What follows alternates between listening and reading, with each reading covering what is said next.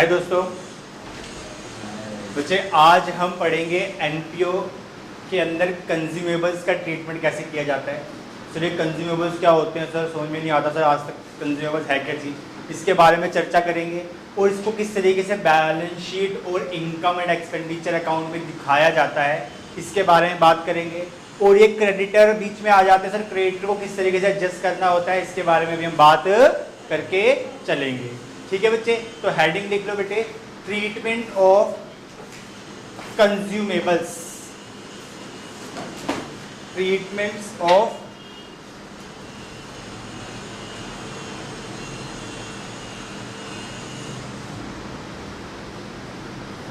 Treatment of consume. Sir consumables क्या होते हैं सर?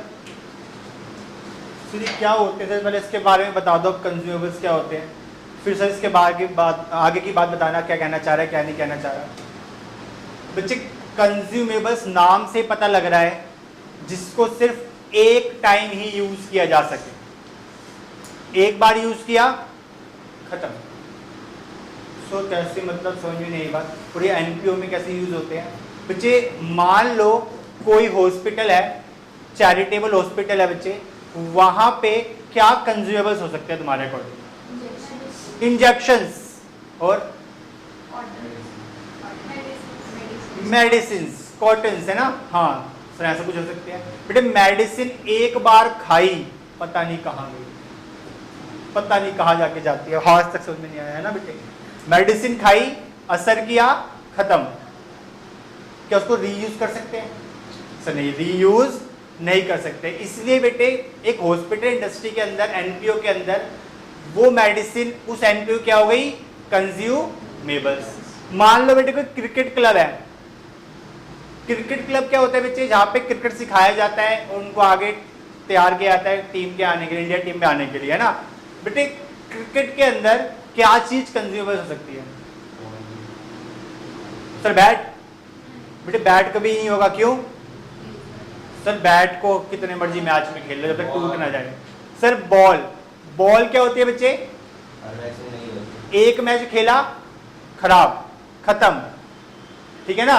नए मैच में नहीं बोल, कभी कभी तो एक ही मैच में दो दो तीन तीन बॉल यूज करनी पड़ जाती है, क्यों? क्योंकि वो consumable item.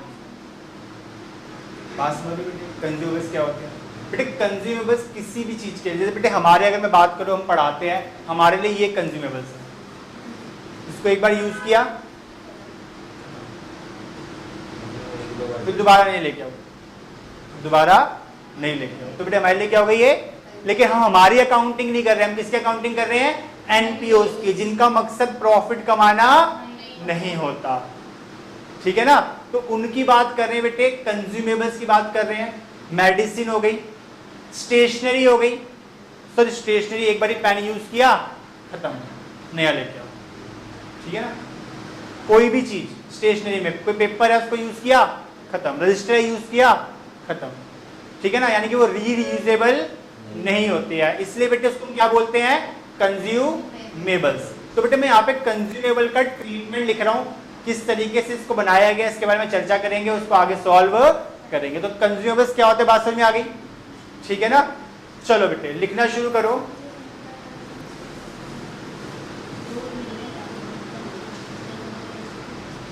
Calculation of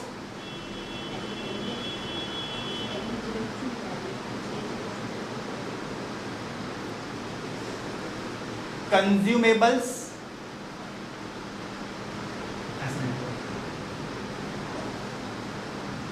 consumed during the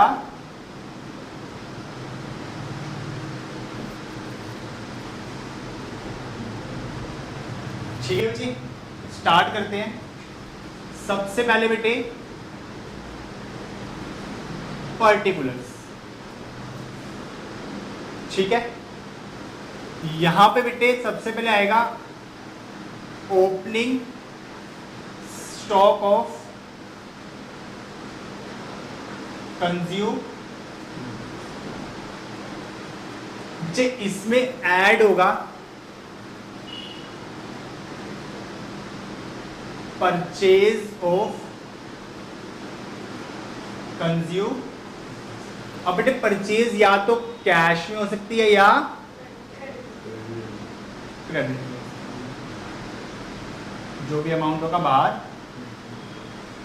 ठीक है दोस्तों, इसके बाद बेटे इसमें से माइनस करेंगे क्लोजिंग स्टॉक ऑफ कंज्यूम। जो बच के आएगा बेटे क्या आएगा, कंज्यूमेबल कंज्यूम ड्यूरिंग द, इसको बेटे एक और नाम से भी जानते हैं, consumable transfer income and expenditure. इन दोनों में से कुछ भी नाम ले दो, इसका दोनों नाम सेम है। इसको बेटे नोट करो पूरे को, फिर इसके बारे में चर्चा करते हैं किस तरीके से बनाई है। देखो रट्टा नहीं लगाना, स्कूल में कहते रट्टा लगा लो, ओपनिंग में ऐड कर दो परचेज, माइनस कर दो क्लोजिंग, आ गया हमारा आंसर। ठीक है ना, रट्टा हमें नहीं लगाना, हमें सब चीज को समझ के चलना है। ठीक है बच्चे, कंज्यूमेबल्स एक बार कंज्यूम किया, उसके बाद बेटे उसको हम कंज्यूम नहीं कर सकते, यूज नहीं कर सकते, तो उसको बोलते हैं कंज्यूमेबल्स। ठीक है बच्चे,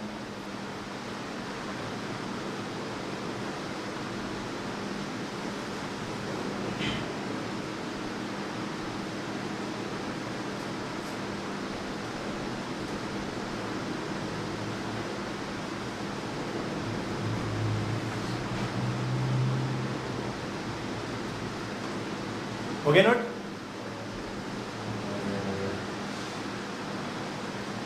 चलो बच्चे इसको समझने का प्रयास करते हैं, बिल्कुल ध्यान से समझना, आराम से सोचने एक बारी। चलो बच्चे इसको इस तरीके से समझो कि जब साल शुरू हुआ तो तुम्हारे पास 10 पेन थे, पेन यू नो ऐसे लिखते हो, 10 पेन थे साल जब शुरू हुआ। तुमने बेटे अपनी मम्मी पापा से लड़ झगड़ के कि हम पढ़ेंगे इस बारी, बहुत पढ़ेंगे, बहुत ज्यादा पढ़ेंगे, तुमने बेटे 20 पेन और खरीदवा लिए। बताओ टोटल तुम्हारे पास कितने पेन हुए? 30। लेकिन बेटे तुम तो तुम हो, जब साल खत्म हुआ तुमने अपने पेन गिने तो उसमें पेन निकले 25। मुझे बताओ तुमने कितने पेन यूज कर लिए? 5 पेन। ये तुमने कैसे निकाला? 30 - 25। यही तो सामने हुआ है, जो तुमने सोचा वही सामने हो रखा है। तुम्हारे पास शुरू में कितने पेन थे? Opening stock of consumables. तुम और कितने पेन खरीद के लाए, अब चाहे कैश में लाए हो चाहे उधार लाए हो? इनको तुमने क्या कर दिया? ऐड। तुमने एंड में देखा तुम्हारे पास 25 पेन बचे थे, तो तुमने कितने पेन कंज्यूम कर लिए?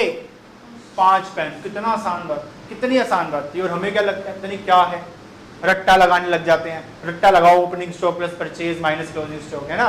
रट्टा नहीं लगाना, सोचना है, सोचते ही बात क्लियर हो जाएगी। कैसे बात क्लियर की हमने बेटे? साल के शुरू में कितने पेन थे हमारे पास, प्लस में और मम्मी पापा से लड़ झगड़ के कितने खरीद के लाए, माइनस में कितने तुम्हारे पास पेन बच गए, तो तुमने नेट पैसा या नेट पेन कितने यूज किए वो निकल के आ गया। और हमें यही तो निकालना है कि कितना खर्चा हमारा हुआ, क्योंकि अभी जो हमारे पास पड़ा हुआ है वो खर्चा नहीं हुआ, जब मैं उसको यूज कर लूंगा तो वो मेरा खर्चा होगा। तो हमने इसीलिए कैसे अमाउंट निकाला है, शुरू में कितना था, कितना खरीद के लाए, अब ये खरीद के लाए खर्चा नहीं है, बच गया हटा दिया, जो यूज कर लिया, जिसको कंज्यूम कर लिया वो मेरा क्या हो गया? खर्चा हो गया। तो बेटे इसको मैं कहां दिखाऊंगा? इनकम एंड एक्सपेंडिचर अकाउंट में दिखा दूंगा। किस किस को ये बात समझ में आ गई?